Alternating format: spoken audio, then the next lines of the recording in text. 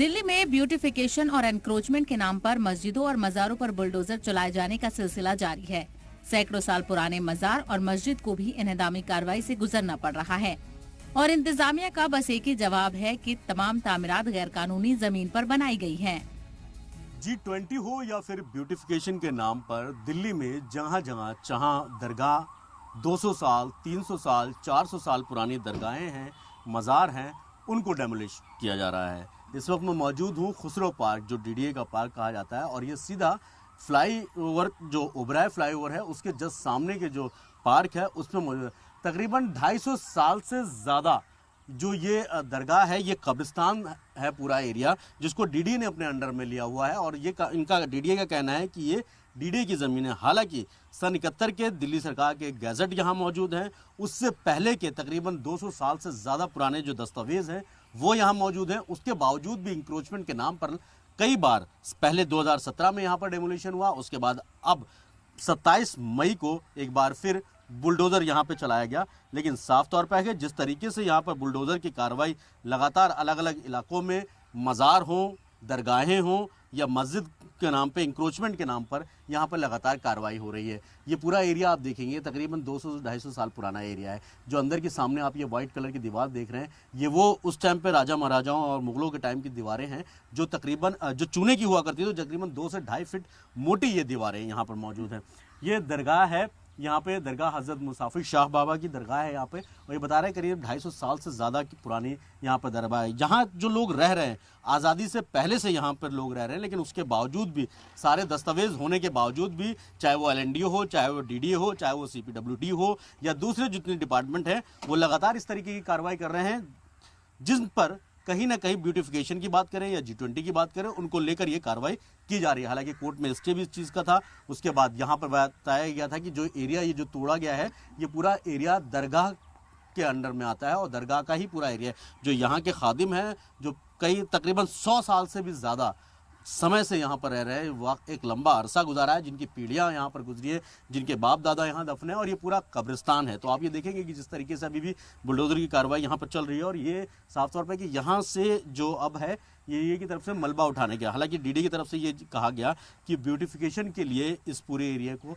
खाली किया जा रहा है, लेकिन जिस एरिया में 100 साल से ज़्यादा, 200 साल से ज़्यादा पुराने लोग रह रहे हैं, DDA लगातार इस तरह की कार्रवाई कर रहा है। चाहे वो कहीं दूसरी जगह का हो, चाहे वो भूरे शाह बाबा की मज़ार हो, निज़ामुद्दीन औलिया दरगाह के पास, ओबराय फ्लाईओवर के पास हो, या फिर ये खुसरो पार्क जो कदीमी कब्रिस्तान है, बहुत पुराना कब्रिस्तान है, जहाँ पर सैकड़ों लोग यहाँ दफन हैं, उसके बावजूद भी ये कार्रवाई की गई। हालांकि कोर्ट की तरफ से ये कहा गया था कि इसमें कोई दूसरी कार्रवाई नहीं होगी, लेकिन इंक्रोचमेंट के नाम पर DDA ने एक बार फिर यहाँ पर अपना बुलडोजर चला दिया।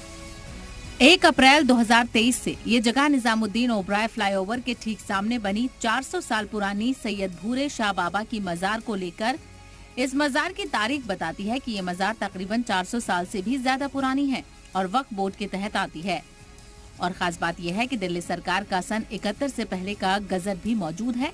उसके बावजूद LNDO ने अपनी जमीन बताकर इस मजार के पूरे हिस्से को तोड़ दिया।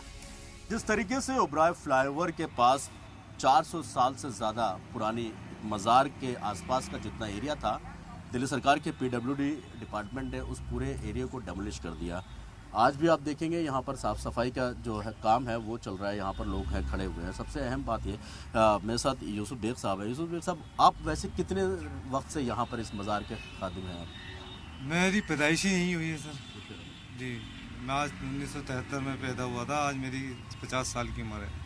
मेरे इससे पहले वालिद साहब थे, मेरे दादा थे, वो सभी लोग यहीं पे खिदमत करते थे। जी जी जी।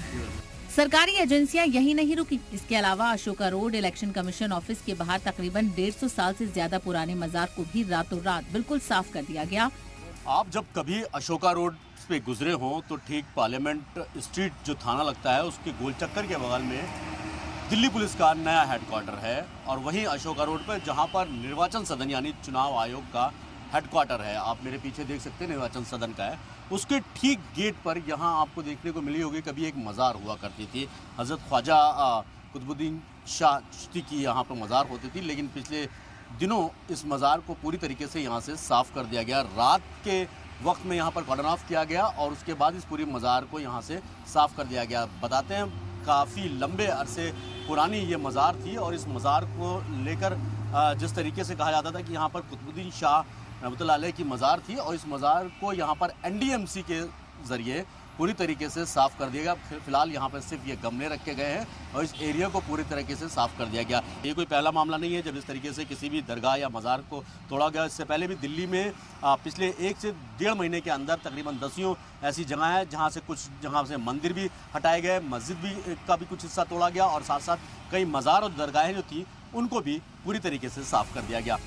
सवाल ये है कि क्या सदियों पुरानी मस्जिदें और मज़ारों को इतनी आसानी से तोड़ा जा सकता है? क्या ये तमाम मज़ारात और मस्जिद की कदीम तारीख नहीं रही है? आखिर इस मामले में कोर्ट का रुख क्या है? अगर कोर्ट में मामला चल रहा है तो क्या उससे पहले मुनहदिम करना सही है? दरअसल सवाल बहुत हैं, लेकिन देखना यह है कि इंतजामिया अपने अमल से इसका क्या जवाब देता है। दिल्ली से सैयद मुबश्शिर की रिपोर्ट।